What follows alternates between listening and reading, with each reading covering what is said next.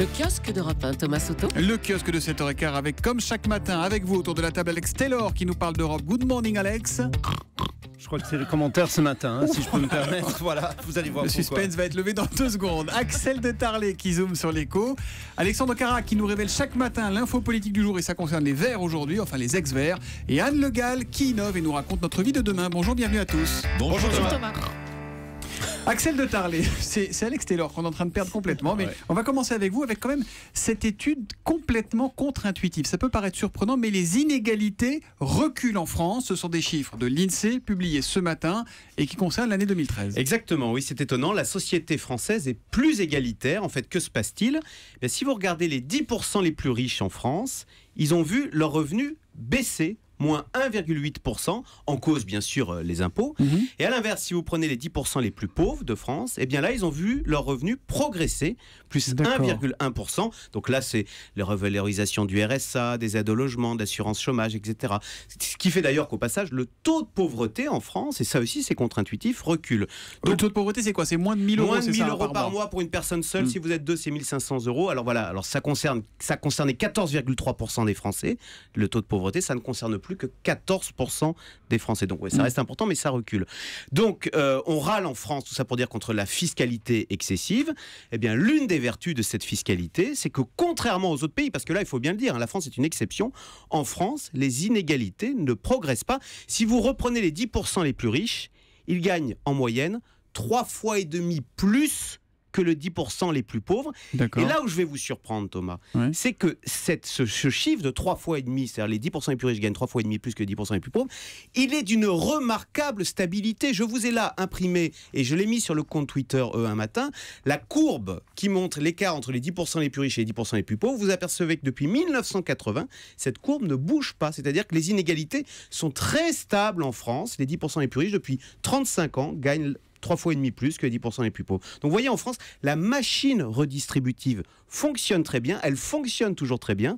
Ce qui ne marche pas, en revanche, c'est la croissance. Ce qu'il faudrait, c'est faire progresser l'attelage pour que l'ensemble de la société française, riches et pauvres, pauvres, s'enrichissent. Ce sont des chiffres implacables de l'INSEE. Après, il faut être prudent dans leur application dans la vraie vie. Réaction d'ATD Carmonde ce matin à propos de ces chiffres. Sur le terrain, les pauvres n'ont pas du tout vu leur situation changer. Alors ATD Carmonde dit c'est de la mathématique, ce sont des statistiques. Sur le terrain, on ressent toujours la pauvreté, bien sûr, mais il est important de voir les statistiques. Ce sont les chiffres de l'INSEE. On va lever le suspense sur ces cris de cochon d'Alex Taylor. Alex, on va donc en Grande-Bretagne avec vous. Une biographie un peu trash, c'est le moins qu'on puisse dire, de David Cameron vire carrément au scandale politique outre-Manche. Oui, scandale qu'on appelle de plus en plus Piggate, pig, cochon en anglais depuis hier. Alors, l'histoire, c'est une biographie qui va sortir le mois prochain. Call me Dave, appelez-moi Dave. The Daily Mail a commencé à publier quelques extraits hier concernant la période où il était étudiant à Oxford. Ça date quand même. Voilà, ça date. Bon, enfin, pas tant que ça. Il est très jeune, David Cameron. On apprend notamment qu'il fumait de l'herbe en écoutant Supertramp. Enfin, bof.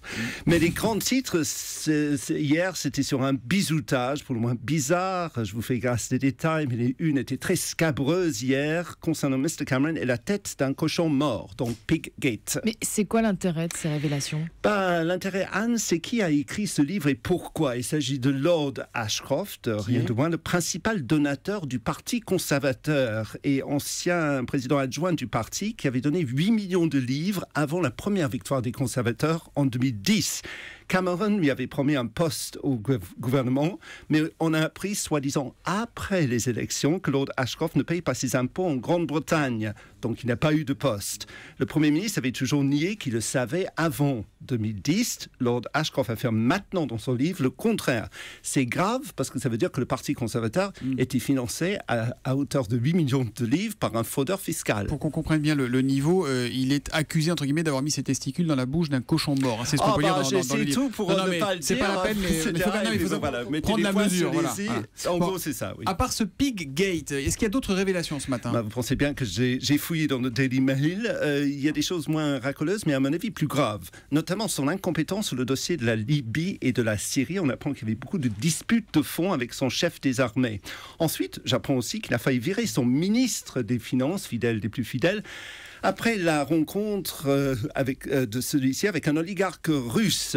Downing Street, pour le moment, reste résolument no comment. C'est pratiquement les seuls, parce que sinon, la twittosphère et tous les journaux hier en Grande-Bretagne, on en parlait et ce matin encore. J'ai l'impression qu'on va en entendre parler dans les jours qui viennent de cette biographie de David Cameron qu'il aurait bien aimé ne voir jamais sortir. Alexandre Carra, on passe à la politique chez nous. Il y a quelques semaines, vous nous aviez annoncé ici la rupture chez les Verts. Presque un mois après, François de Rugy et Jean-Vincent Placé, ils semblent un petit peu seuls, un peu isolés, non ?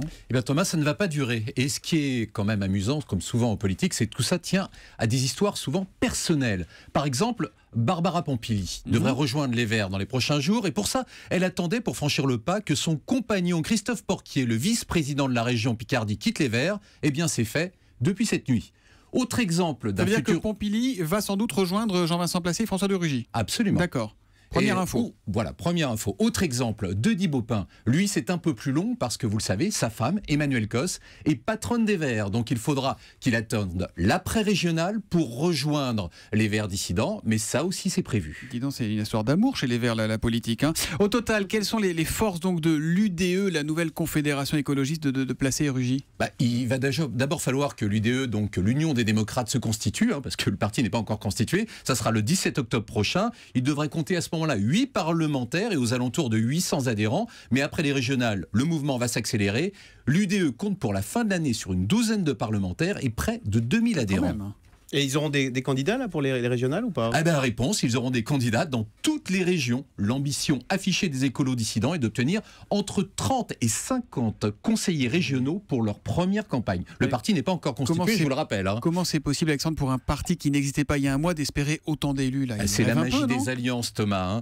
Dans la plupart des régions, les nouveaux écolos seront alliés aux socialistes avec des places éligibles. Et voilà aux socialistes, aux écolos, nouveaux écolos, d'avoir des élus. Et ce qui permettra aussi aux socialistes de se sentir un peu moins seuls en créant ex nihilo, au moins dans l'affichage, une sorte de nouvelle union de la gauche, rose-vert. Et là, on comprend que tout le calendrier, en rétro-pédalant, rien n'est dû au hasard. L'objectif, c'était d'être prêt pour les régionales, pour avoir des élus et pour exister. C'est une rampe de lancement. Rien n'est dû au hasard en politique, Thomas. On ne parle jamais d'écologie avec les écologistes. C'est formidable. On parle toujours d'alliance.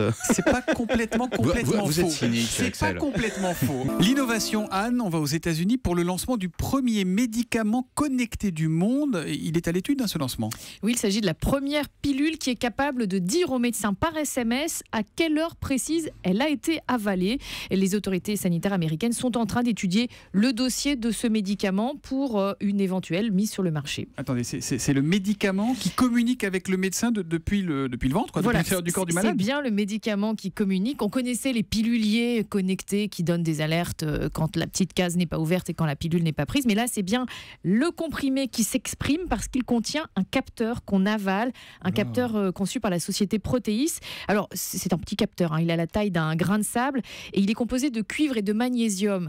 Et quand il arrive dans l'estomac, il interagit avec les sucs gastriques, ça crée une réaction chimique qui envoie un signal à un patch qui, lui, est situé sur la peau du patient, sur le ventre.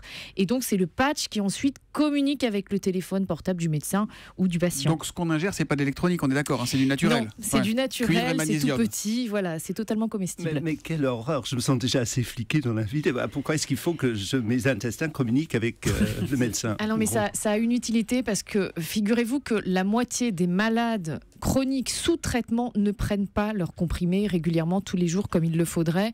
Et donc évidemment, quand il s'agit de traitements vitaux, ça a son importance. Et d'ailleurs, là, la demande qui est faite aux États-Unis, ça concerne un traitement de la schizophrénie, parce qu'on sait évidemment que dans ce trouble psychiatrique, la prise régulière du traitement, ça permet d'éviter des crises. Ouais, donc qui va changer le quotidien des malades très rapidement. J'ai l'impression que Alex Taylor a commencé à somatiser. Je suis très inquiet. J'espère qu'on le retrouvera avec nous demain. Somatisé quand je vais ici le matin, mais là, c'est effectivement, c'est pour quand ? C'est pour bientôt ? La demande est en cours, là, ça va prendre quelques années. La demande est en cours à la FDA aux États-Unis. Vous pouvez dormir tranquille encore quelques temps. Alex, rideau sur le kiosque. À demain matin, les amis. À demain.